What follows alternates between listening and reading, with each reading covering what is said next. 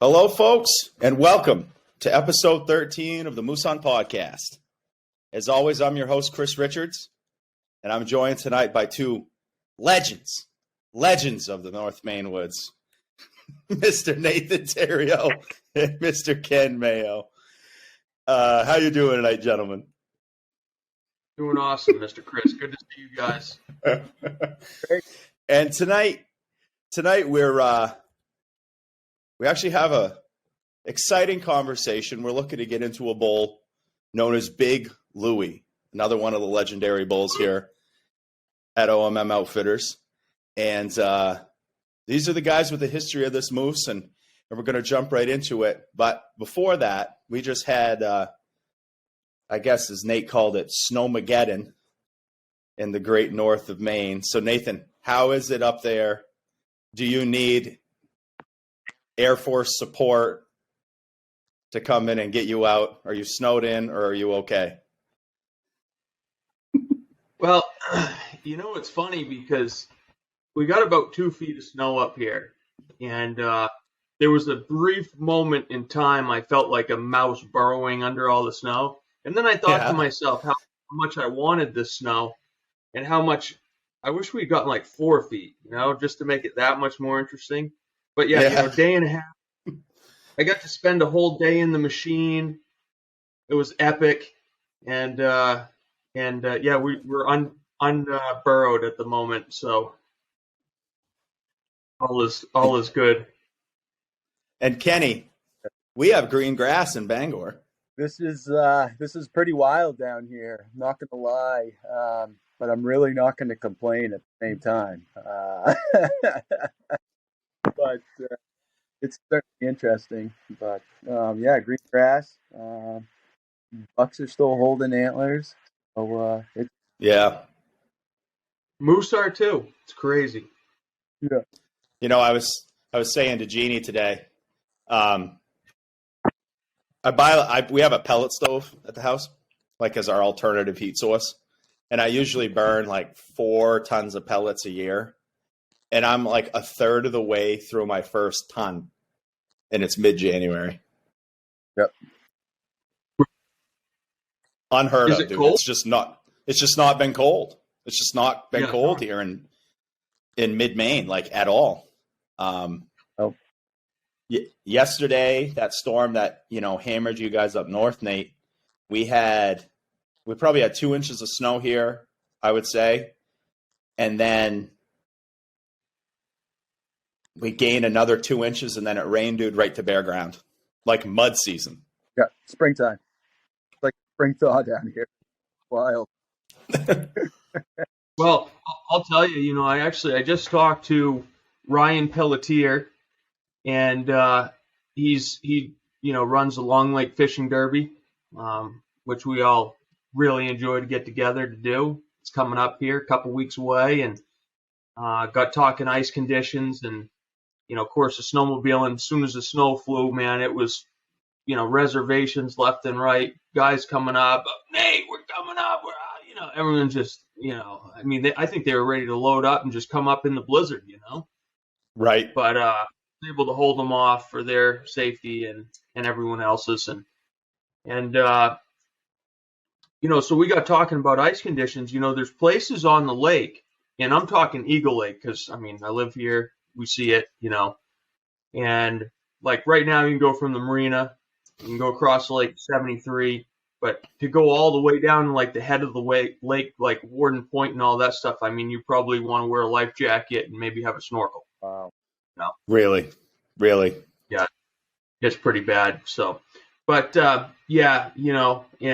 Chris, I appreciate the intro. Great. Love having you guys. But tonight, Chris, we got to do something a little bit different. All right. You are the hostess with the mostest. You are just an individual that just wants to ask the questions, and you're all about everyone else. But tonight it's about you, my friend. So we want to learn a little bit about Chris Richards, and just a great friend. Oh God, dude. And Kenny's got some questions, and and I'm sure I'm gonna have some, and we're gonna turn this thing around on you, dude. So Here, boy. tighten up your belt. Wow, I really wasn't ready for that. I'm not gonna lie. Okay. I guess that'll work, I guess. Yes, I mean, we got to give a little intro. I think, like Nate was saying, Mr. Christopher Richards, the myth, the legend, in other words, aka the Greek god, as we like to call him around these parts. The ladies love him, just so sexy. Oh yeah. I'm real. I'm a special one, that's for sure. Beautiful wife, 2 beautiful daughters.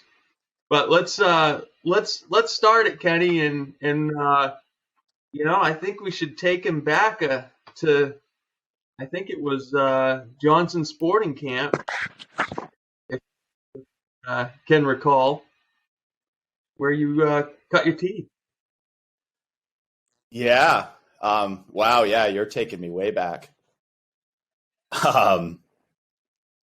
So yeah, my kind of, I guess, introduction into the outdoors. I didn't have a chance not to be into hunting.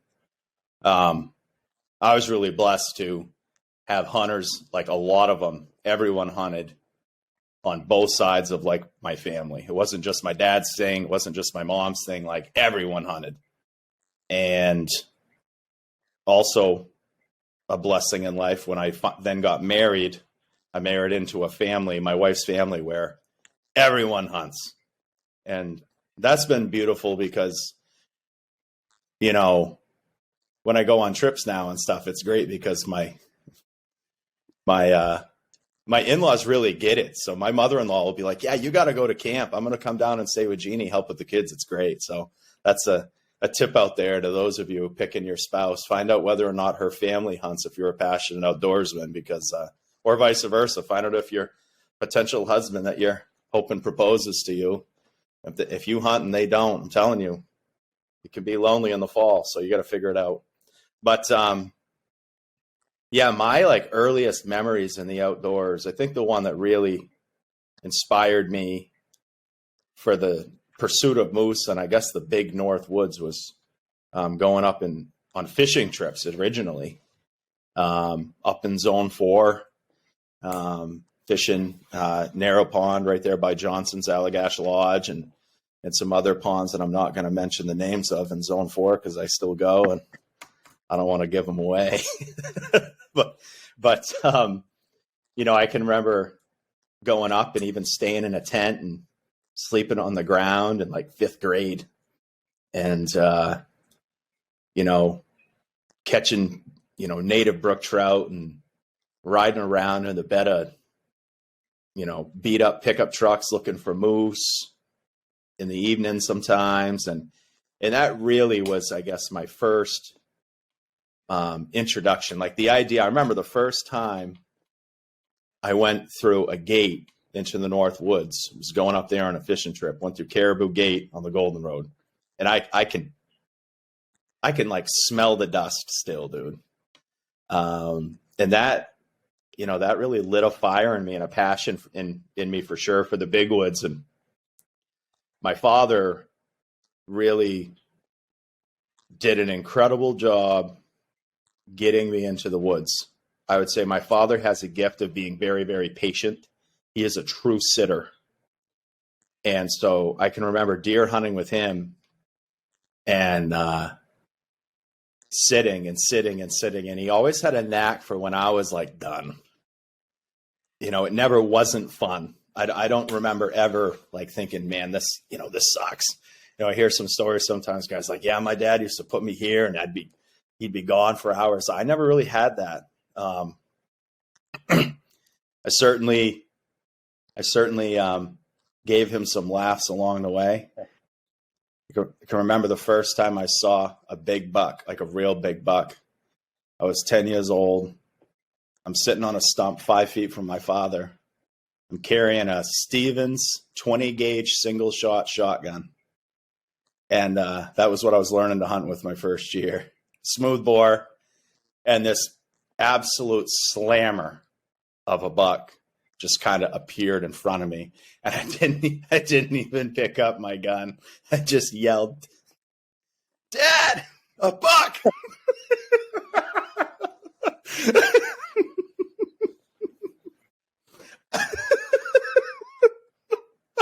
He had some words for you. Oh, yeah. And I'll tell you, that deer, I'm serious, when that deer left, it made enough noise to scare every other deer in Oxford County, Maine. I mean, like every one of them knew that there was some dub in the woods learning how to hunt. But we laugh about that to this day. And once I, kind of,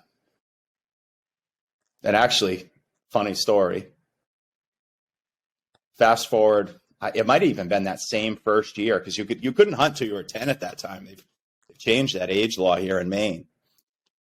Sitting on that exact same stump, I think like a couple weeks later, had a doe tag, and like 4 does just stepped right in front of me, just like that great big buck. They just appeared. I might need to go back and sit there again now that I'm talking about this. And I picked, this time I kept my mouth shut. Kept my mouth shut. I picked that gun up, cocked that hammer, let it rip, and completely shot right over this doe's back. That slug's probably still going in orbit right now. Never touched it. But my dad was half asleep behind me. Like 20 gauge went off. He fell off the stump. We had quite the laugh. So I share this because, anyone who has to hunt with me, if I'm guiding them, please know I have gotten decent at this stuff. I got,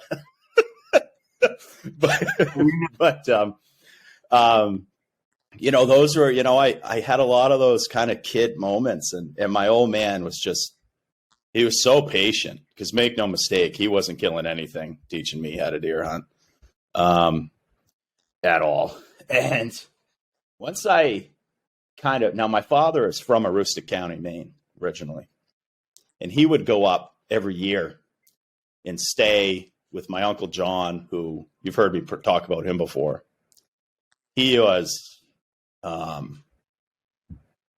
just, and still is, like a legend to me. I mean, and really was an inspiration for guiding. I mean, I became a guide because he was a guide. Like, there's no doubt about it. And, my dad would go to Uncle John's camp in Hodgdon every year. And I remember wanting to go bad.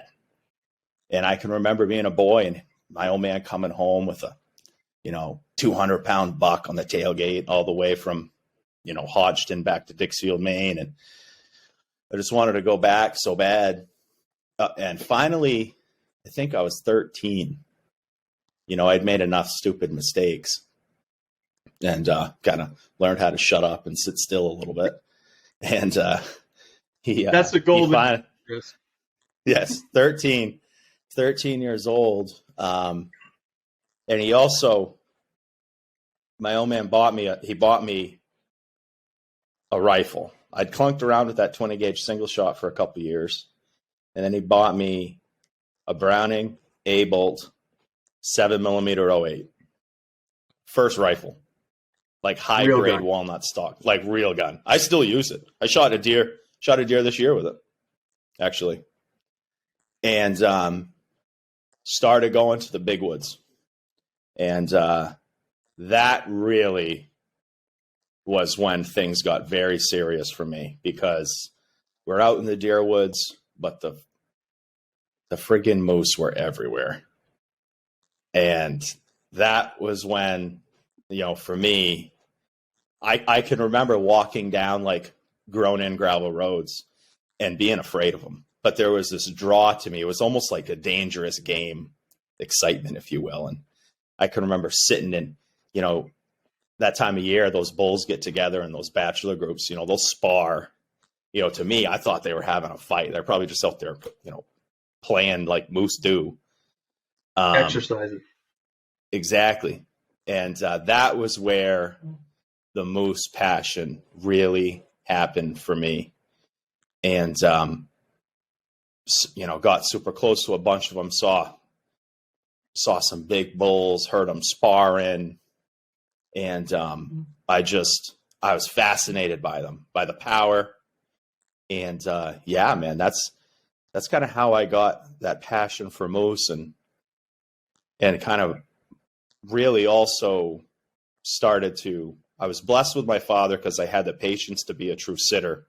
But then I also had this influence of my Uncle John. He was like, one of these true tracking guys.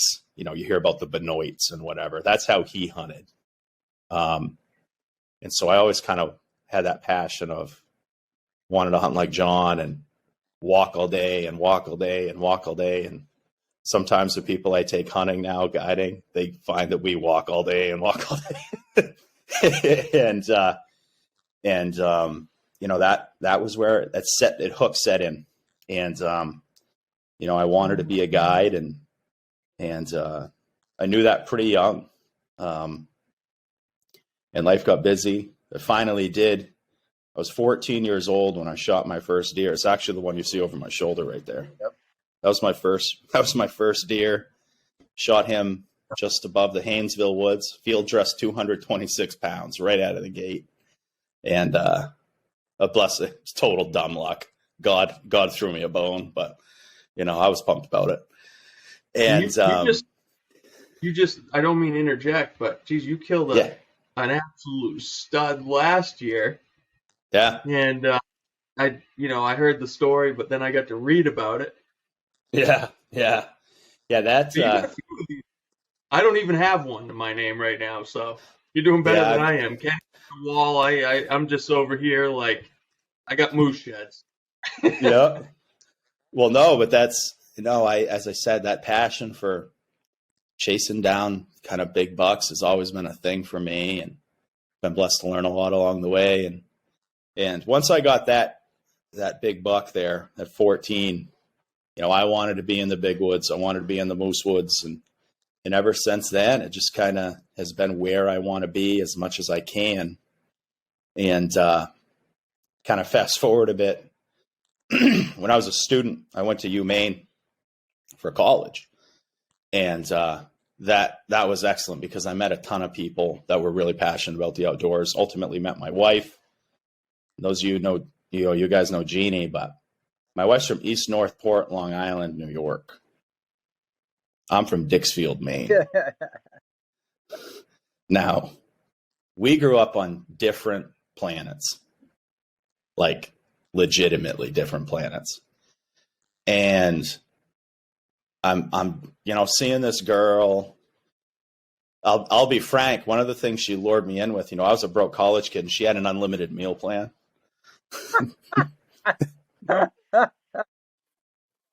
And so we'd go, have lunch in the Union, and she'd like get me a steak and cheese sub. And, you guys know I like to eat. I don't miss many meals. When the Lakeview sees me coming in on wing night, Nathan, they don't want to seat us too quick because they're in trouble. Bring in the stocking truck. Chris is showing up.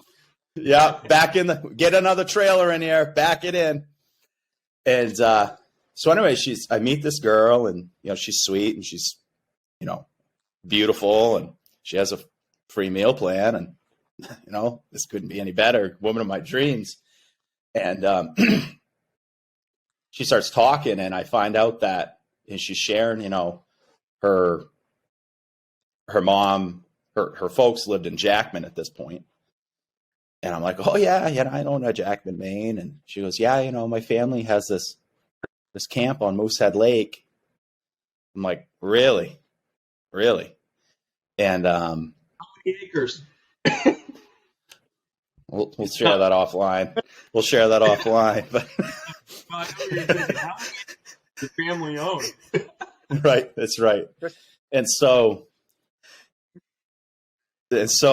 I we end up going up and, kind of falling in love, and certainly no question, God put the right partner in my life for me at the right time. And we started going up there, and then as I said, I'd always had this guide dream, but I just kind of, I was busy, too busy, whatever it was.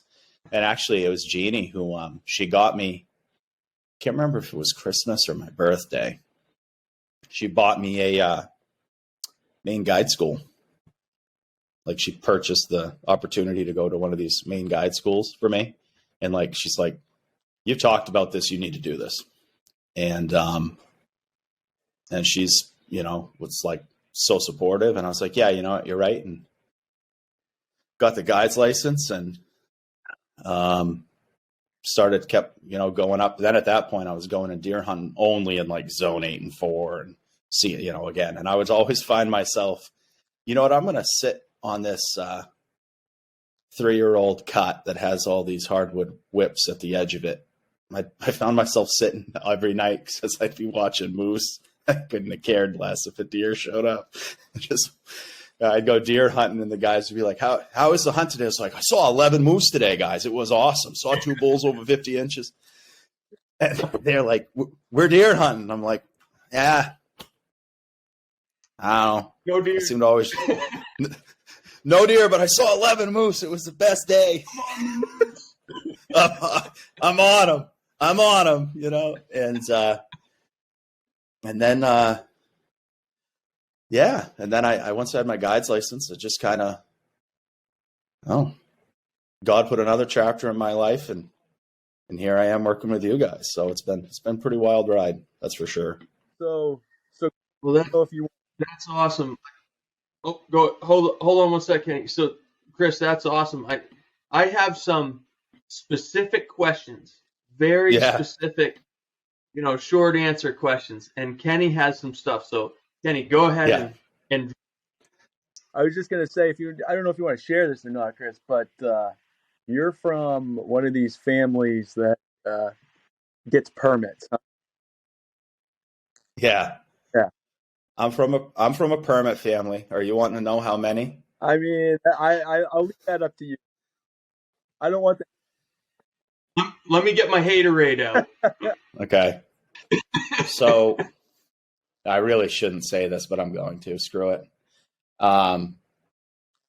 So my freshman year of college, so it was 2006, is when the run started. And my family pulled, or either like my immediate family, brother, mom, dad, my grandfather, a couple of cousins. I'm really close, blessed with being very close with extended family. But I went on at least one family moose hunt, except for 1 year in there. But every year, and sometimes more than one in a year, from 2006, every year other than one until this past year, 2022. So we went. What do you know? We'll talk compensation. I'll share that, Nate. No, I'm just kidding.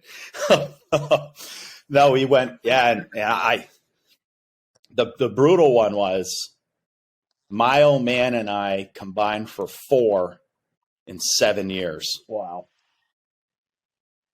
That was crazy. And those were like good zones. That was 2 zone 8 October bull tags, a zone 5 September bull hunt. And I pulled the zone 7 October and I swapped it for a September zone 4. But I mean, even that original drawing was a great drawing. Wow.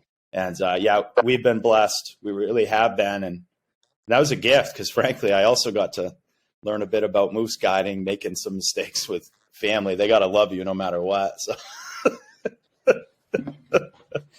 Yeah. Oh, that's awesome, man. Great. That's cool. One other thing I think people should know is about your faith. You have a very strong faith, and that comes through whether you're guiding with us or in your career. I think that really says a lot about you. So I just wanted to share where you got baptized there, Chris, and share a little bit. Where I got baptized. So I've been baptized. I mean, I consider myself like a real Mainer, multiple generations in the ground and, all that. My children and I were baptized together at Moosehead Lake, actually. Yeah, man, my faith has been, and make no mistake, I have been far from a perfect Christian my whole life. We all fall short of that measure, which is why, the salvation through Christ is so important. But I fell really short of it at different chapters in my life. But I can tell you, man, my faith in God has been the most unwavering thing in my life. And what I found even at sometimes is times in my life where I really didn't like how things were going out or things weren't working out. Sometimes it's God simply putting you in the right direction. I could tell you some heartbreaks of some girls along the way that I thought my life was over, to 6 months later being like, I look back now, I'm like, God, young man, just shut up. Like, you're fine. Seriously, wait till you meet your wife and kids. You wouldn't even worry about this for a second. But hindsight's 20/20 on that. But yeah, it's always been, my guiding compass, and just that solid foundation for me, and always there, no matter what, even when I'm not deserving of that love, it's always there. And so that's been key. I've been blessed to be in positions professionally where I get to, I think, share that sometimes with young people, which is big. And it's certainly something that was essential, frankly, in me coming and working with you guys. I found that God has put people of faith in my life as I've aged. And certainly when I kind of stumbled into this crew in Eagle Lake, so to speak, came to the first training, and we started out with a prayer and this and that. I really felt like, wow, okay, this is, because I was drifting a little probably at that exact time in my life. And, I was put with brothers who had those passions, and it's been one of the, guiding and working with OMM has been so amazing. But I can tell you, I've gotten so much more out of this than exciting moose hunting stories. And that's, don't get me wrong. I'm all about the exciting moose hunting stories. That's what this podcast is about, really. But I've been blessed to get so much more out of this than that. Just that. Awesome, man. Well, that's great to hear, Chris. And I know we love having you part of the team. Your faith, it shows, and you as a leader comes through the team. But awesome. So, and the clients too. Yeah, clients. You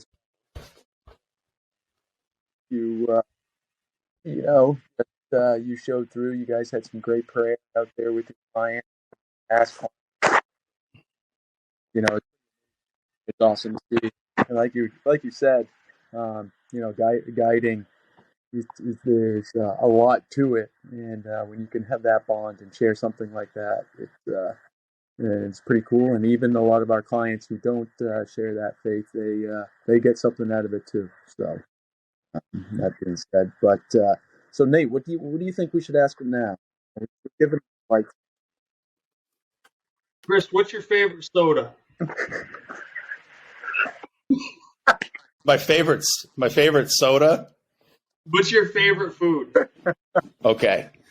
Well, that's tough, man. I embrace and celebrate diversity from a culinary standpoint.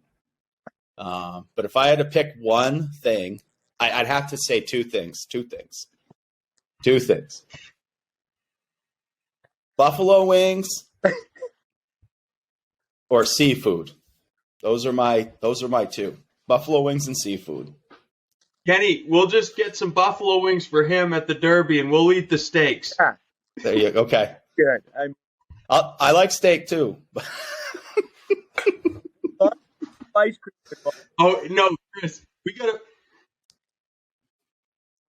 No ice cream. we got a fry-lator now at the camp, so we're gonna do some amazing seafood. Awesome. I usually you might be cooking it. Well, hey, never trust a skinny cook, so I got you covered, brother. Okay, so my next question is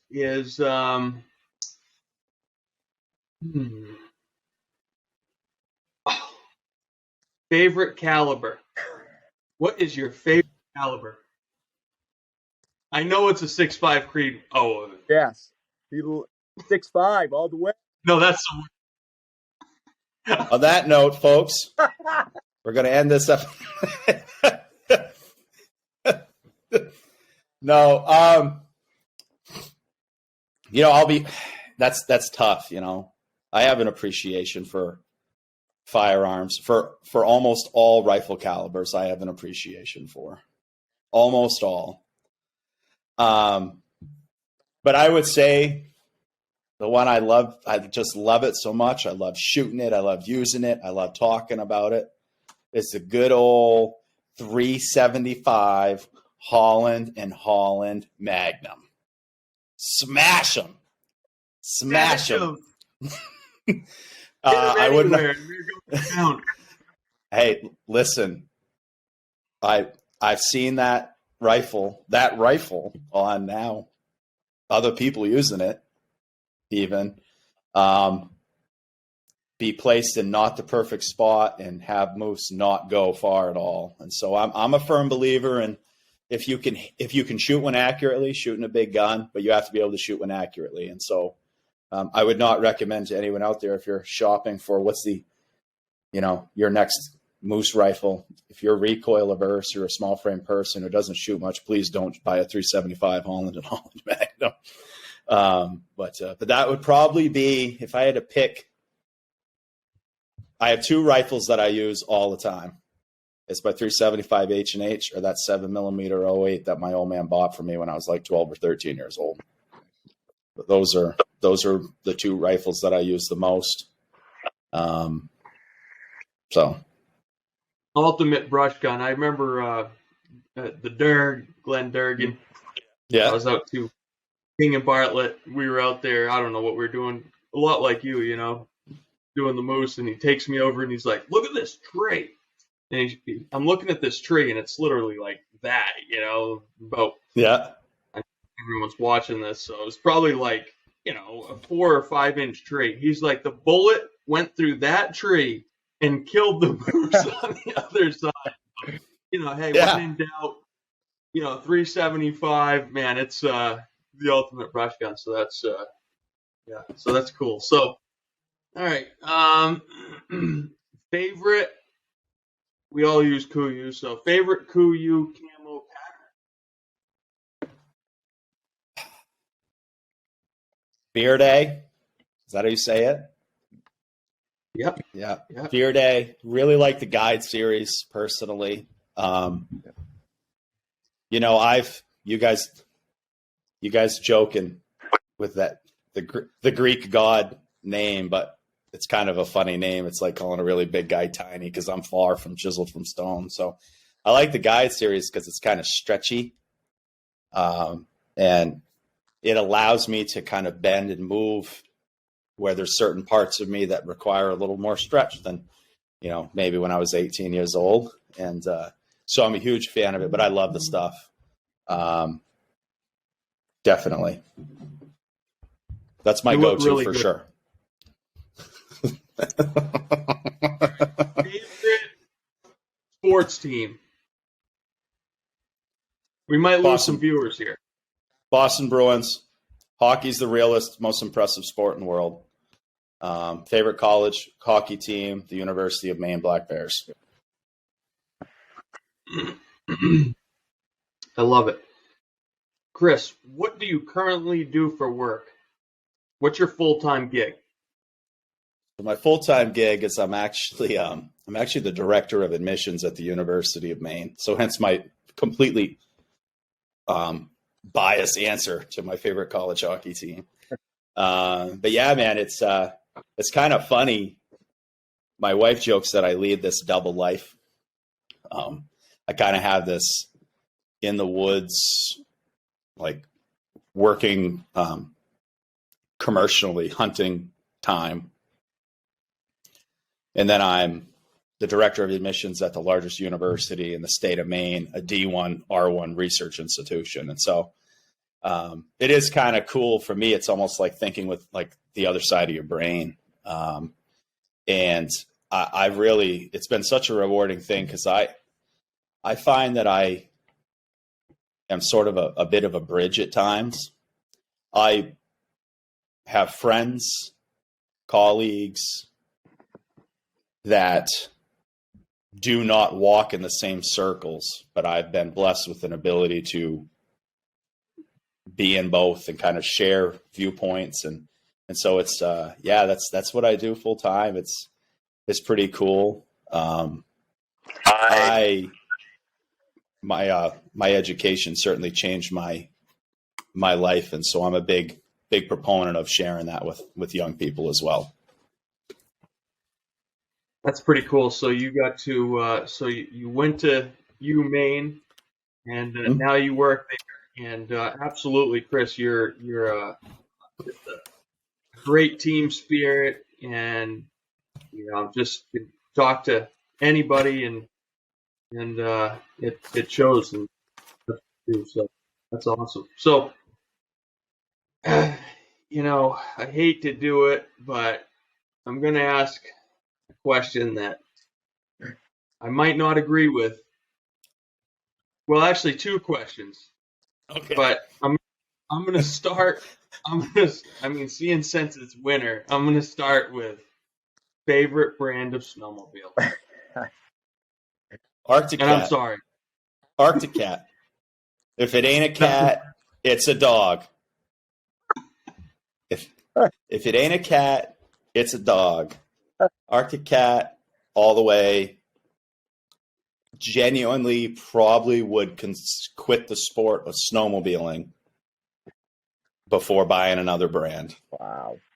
I have never met a better advocate than Chris Richards for Arctic Cat snowmobiles. Like if there's anyone from Arctic Cat that is watching right now, they want to pick this guy up. Give him a snowmobile every year. And embrace the guy because green all the way, baby. Part of that is, I eat up the like emotional stuff. Like I'm a pretty emotional guy. I'm all into things for like meaning. And so when I think about snowmobiling, like riding an Arctic Cat, honestly, for me, it ties a bit back to, I share these stories about going to the North Maine woods and, with my grandfather and being in a tent at Wadley Pond. I mean, my license plate, vanity plate on my truck is Wadley, So if anyone sees a black Ram 2500 blowing by them that says Wadley, just wave. Some of my earliest memories of snowmobiling are sitting in front of my old man between his arms on, I really vividly remember as a boy, he had a 95 Cougar Mountain Cat. And my old man, my folks owned a pizza joint, like until I was like 17 years old. And my old man closed every night. And so he would work till like 9. He'd open at 4:35 and he'd work till 9, like every day. But I can remember my mother letting me stay up late, and Dad would get home sometimes like 9:30, and we'd get our snow gear on and we'd go night ride up on top of Colonel Holman Mountain, back where I grew up. And to me, I'd like sit in front of him and I can remember the gauges, the tack, the round tack and speedometer that they all used to have, and these Arctic Cat green logos in there. And, driving the Groom Trail up Colonel Holman Mountain, to me, I felt like we were climbing Mount Everest. You know what I mean? And for just ever since then, the brand just kind of stuck with me. And don't get me wrong, there's other great snowmobiles out there. I'll give credit where it's due, but there's something about just riding a Cat that means more to me than just going snowmobiling. Ripping a kitty. Yeah. That's all the time. Yep. I don't know how much time we got left, Mr. Host, but I'd like to have you talk a little bit about the hunt that you had this past year, if you haven't already. I shared a bit when we did the October recap, but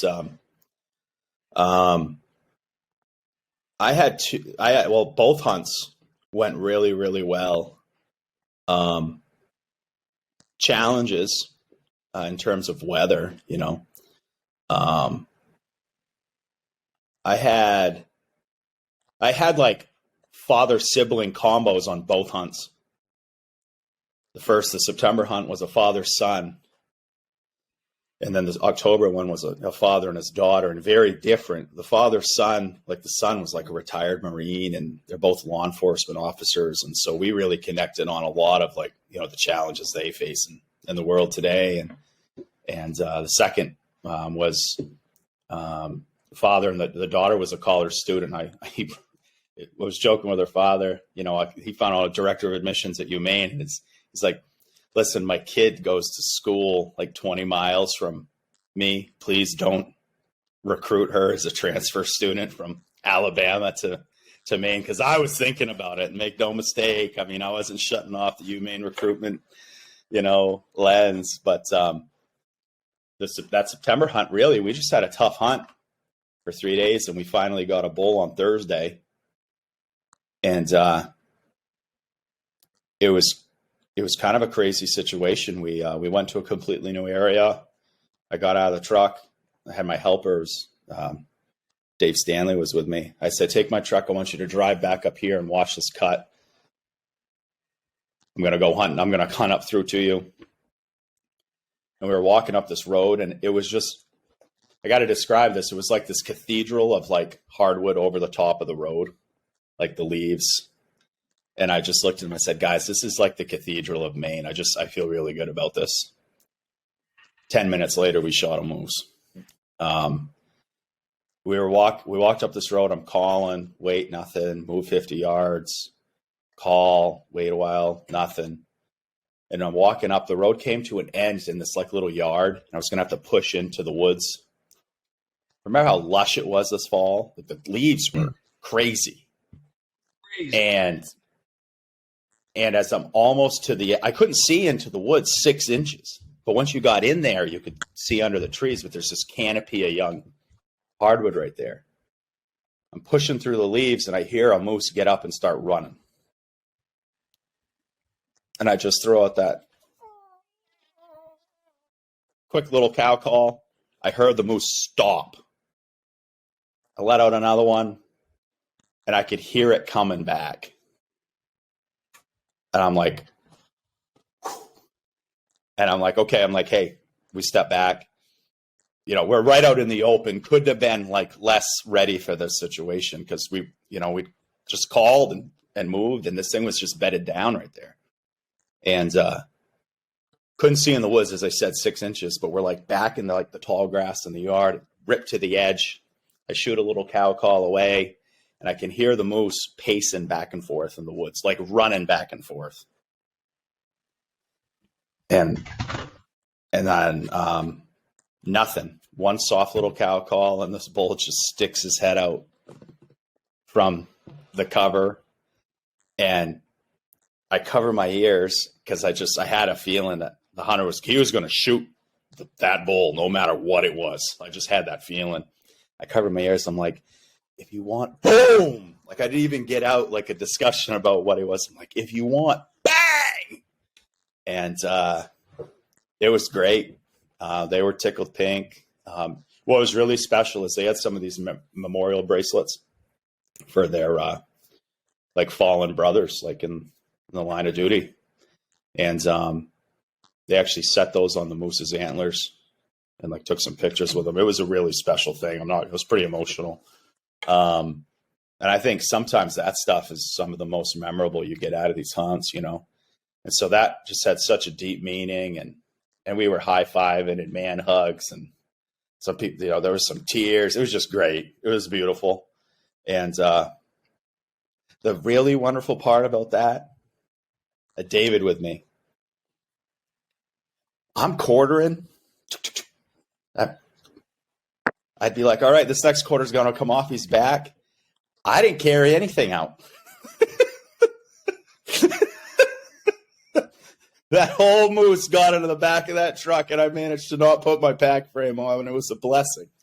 And it was a blessing because in October, that was going to be a different story. So got that September hunt done.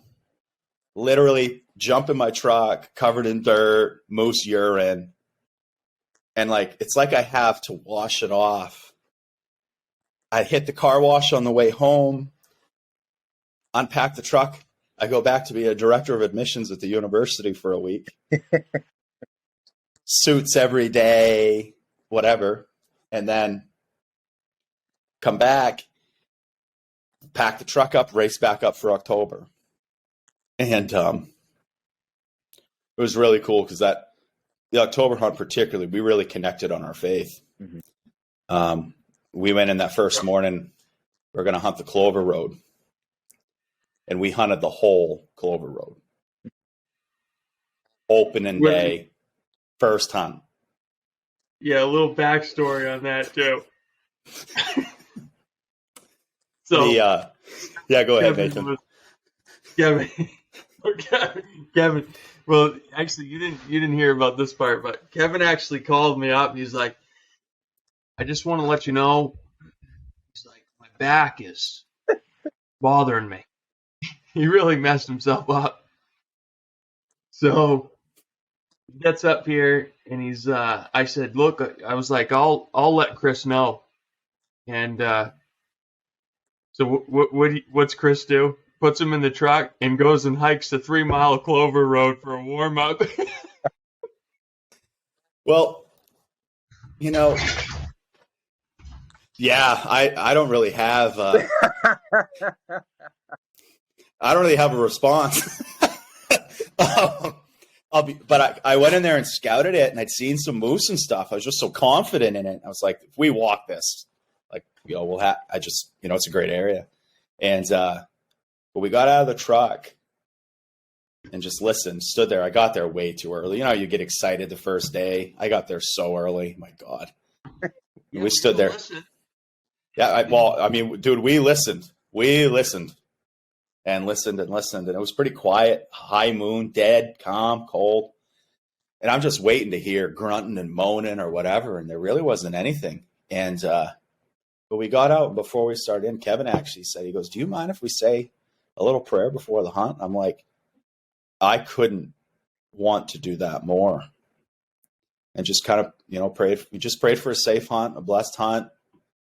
And it seemed like as we moved, Kevin's back loosened up a little bit.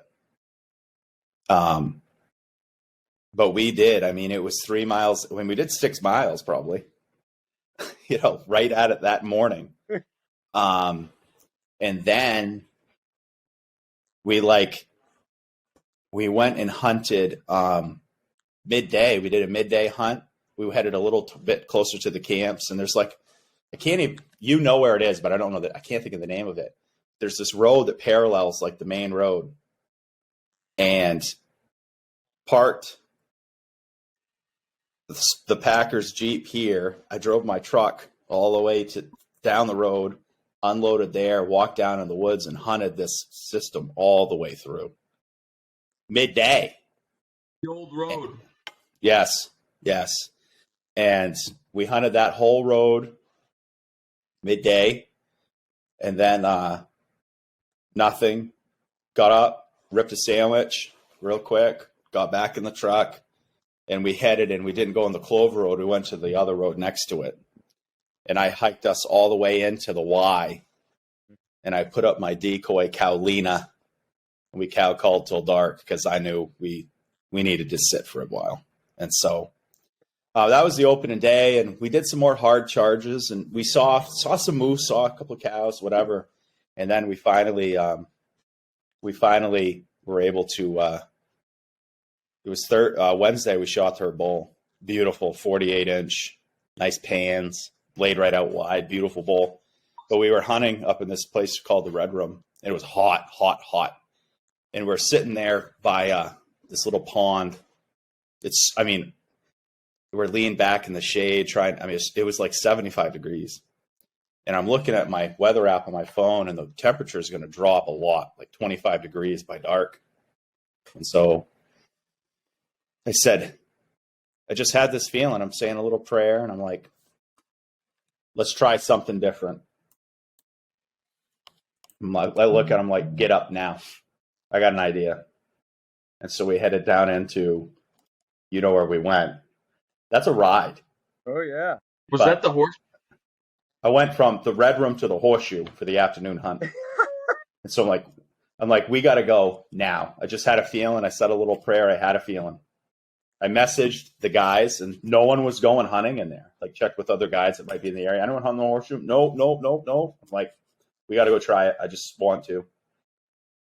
And as we're driving out, Kevin actually looked over, and his scope on his rifle was rattling on his receiver. So we had to drive through town by the guidehouse, and I said, don't worry, I've got a rifle for you. A Browning X-Bolt STS 375 Holland Magnum. Open sights, and he joked. He said, I haven't shot open sights since I was like squirrel hunting with a BB gun as a kid. And I'm like, well, you're going to learn today. And so we jumped back in the truck, left his rifle there, and we headed in, and I had a real good feeling, and we got down in there, and I cleared a little path so I could move a bit, and I started dual calling by myself, essentially. I cow called for a while. And then it was about 40 minutes till dark. It was cooling down. I said, all right, I just could feel it. I cow called. I moved like on that little path.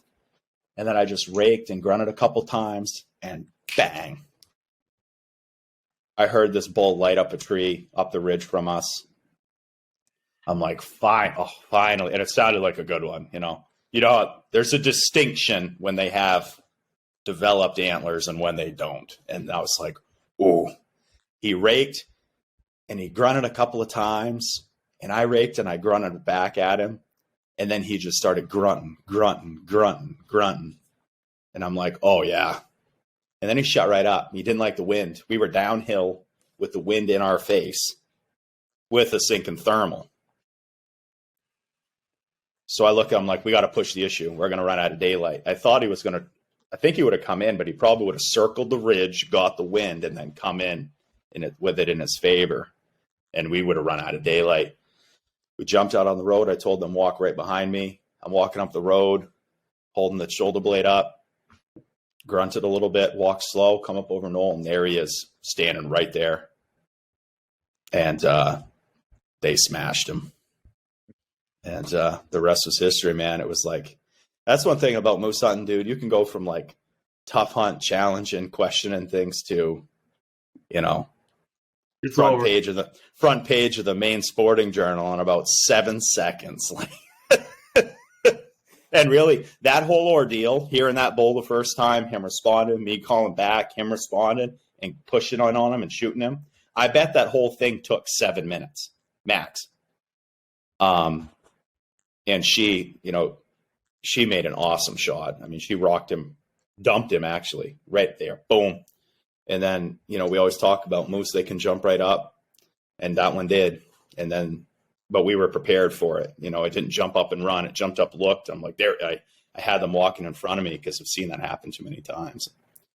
And then she shot him. She shot him with a 308, and then he shot him with that 375 Holland. And